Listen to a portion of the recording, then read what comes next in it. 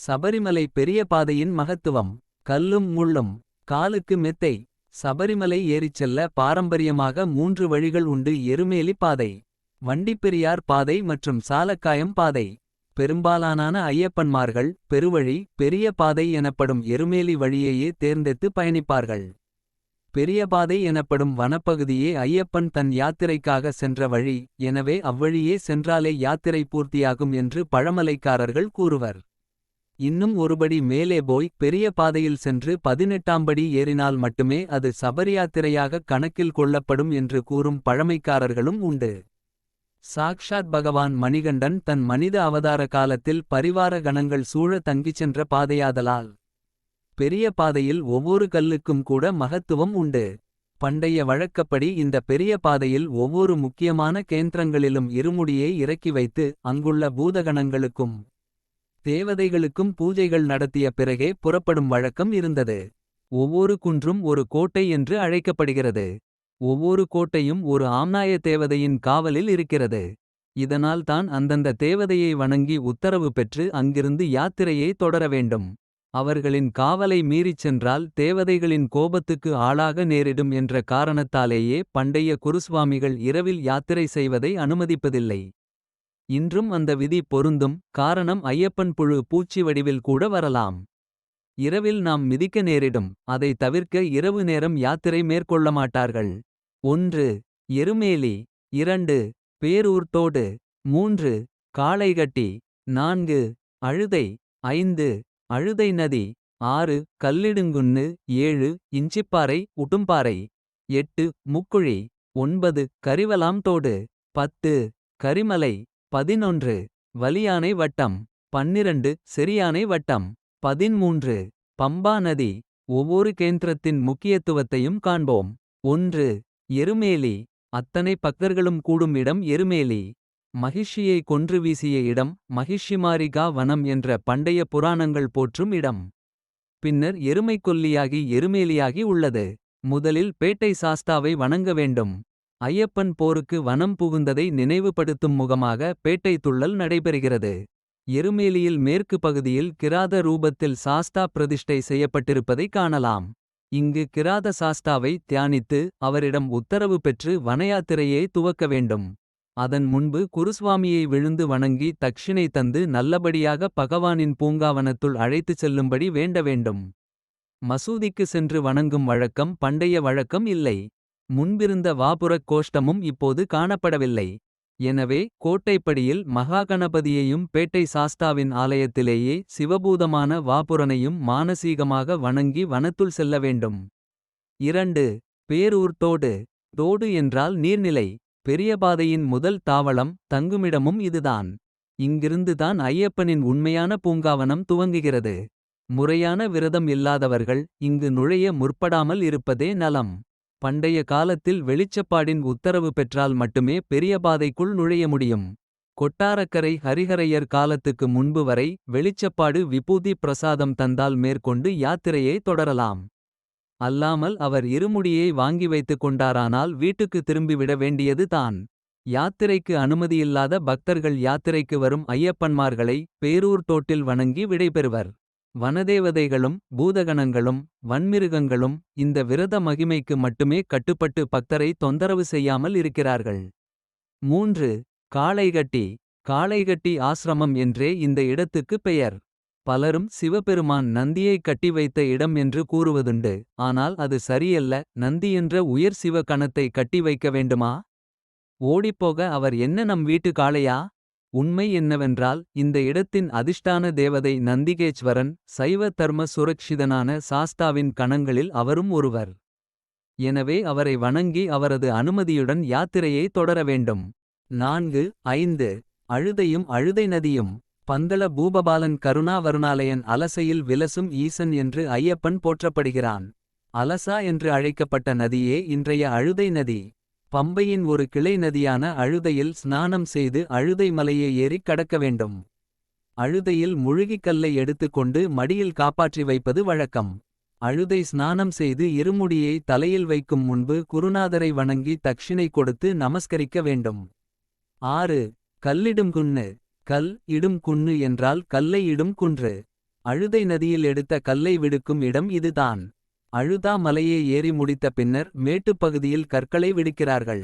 நன்மைக்கும் தீமைக்குமான நெடும் போராட்டத்தில் நம்மாலான பங்காக தீமையை அழிக்க ஒரு முயற்சியாக இது கருதப்படுகிறது. பண்டைய காலங்களில் ஆத்ரேய கோத்திரத்தை சேர்ந்தவர்கள் இங்கு சிறப்பாக பூஜைகள் நடத்தி லீலாவதிக்கு ஆராதனை செய்யும் வழக்கம் இருந்தது. 7. உடும்பாறை இஞ்சிப்பாறை. அழுதாமேட்டை தாண்டி வடக்கு பக்கம் சென்றால் வருவது உடும்பாறை கோட்டை.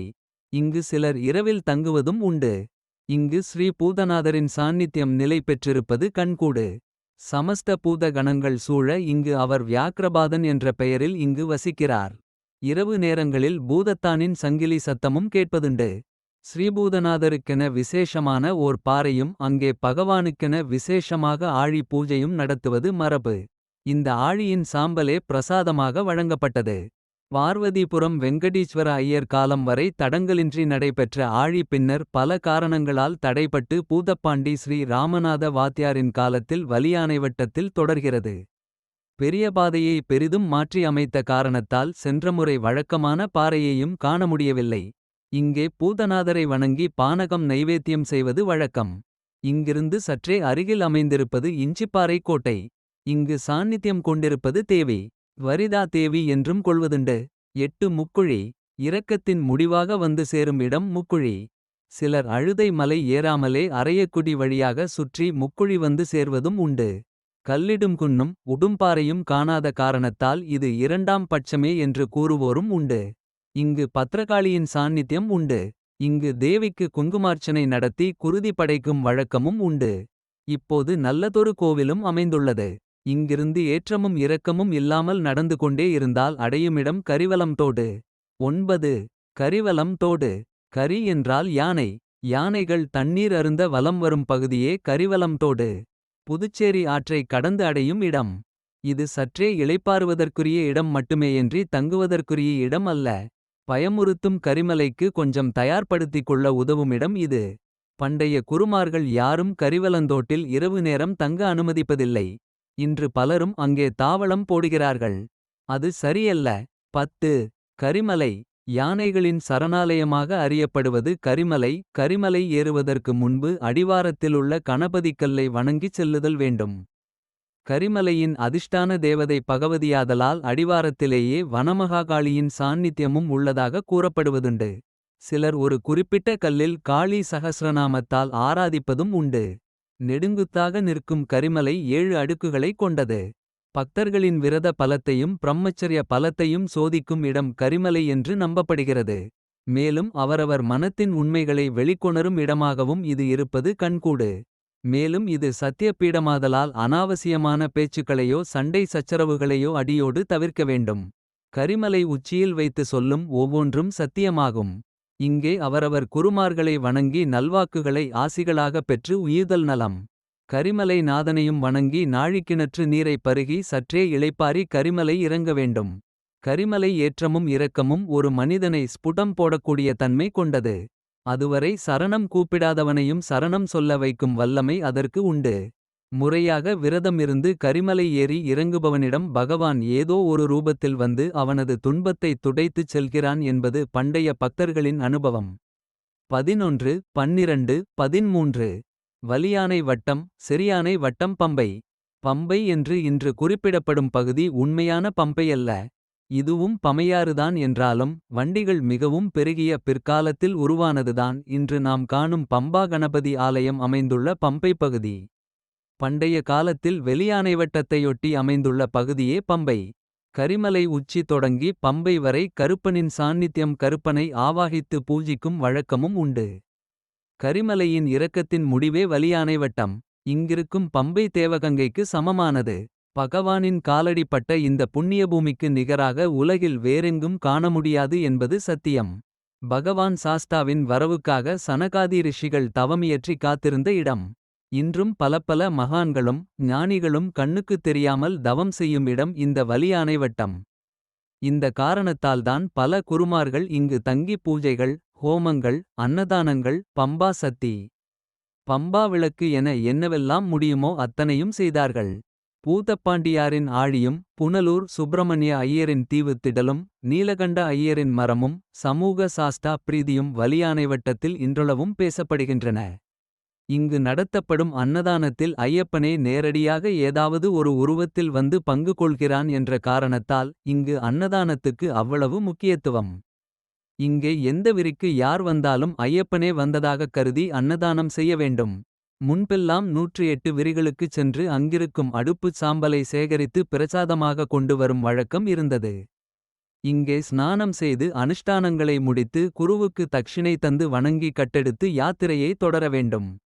பின்னர் சபரி பீடத்தில் அம்பிகையையும் ஐயப்பனையும் வணங்கி. விரதத்தில் ஏதும் குறைகள் இருப்பின் மன்னிக்கும்படி சமஸ்தாபராதம் கேட்டு சரங்குத்தியை வணங்கி 18ஆம் படியை அடைய வேண்டும்.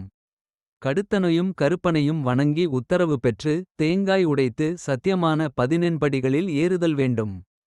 பகவானின் தரிசனம் கண்டு நெய்யபிஷேகம் முடித்த பின்னர். மீண்டும் குருவுக்கு தட்சிணை தந்து அவர் கையால் அந்த பிரசாதத்தை பெறுதல் வேண்டும். பிரசாதத்தை இருமுடியில் வைத்து இருமுடியை சுமந்தபடி கீழே இறங்க வேண்டும். முத்ரை மாலையே எக்காரணம் கொண்டும் வழியிலேயே கழற்றலாகாது. பிரசாதங்களை வீட்டில் கொண்டு வைத்து தீபாராதனை செய்து. மாலையிட்ட குருநாதரை வணங்கி மாலையை அவர் மூலமாகவே கழற்றி. பிரசாதங்களை தானும் ஸ்வீகரித்து வீட்டில் உள்ளவர்களுக்கும் கொடுக்க வேண்டும். ஐயப்பனின் யாத்திரையில் நியமங்களும் கட்டுப்பாடுகளும் மிகவும் முக்கியம். முறையான சடங்குகளும் சம்பிரதாயங்களும் நம் பெரியோர் உருவாக்கி தந்துள்ளார்கள். என் குருநாதர்களிடமும் பெரியோர்களிடமும் கற்றறிந்ததை எடுத்துரைத்தேன். இதை எவ்வளவும் சிரத்தையுடன் முடியுமோ அவ்வளவு நம் சக்திக்கு உட்பட்டு கடைபிடிப்போமாயின் ஐயப்பனின் பேரருள் கட்டாயம் உண்டு என்பதில் ஐயமில்லை. சுவாமியே சரணம் ஐயப்பா.